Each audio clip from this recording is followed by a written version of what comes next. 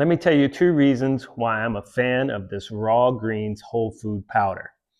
First reason why I'm a big fan is when I'm on the go, I might be eating a protein bar here or there, cup of coffee.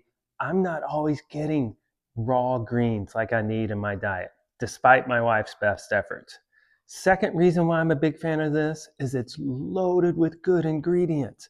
I mean, you've got the greens, you've got fruits, you've got adaptogens. You got so much loaded in this, and it's so easy to use.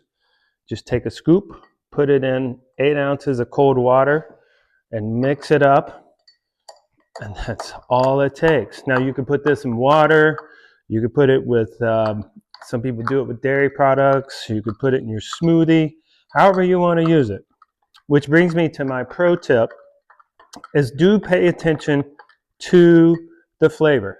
So this particular brand and this particular product is unsweetened, which I'm a big fan of. I don't mind the flavor. I just feel like I'm drinking something that's healthy for me. But there are versions that are sweetened, so do pay attention to that. And here we go.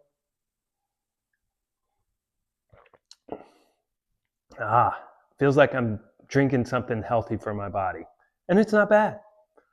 I like it. I recommend it.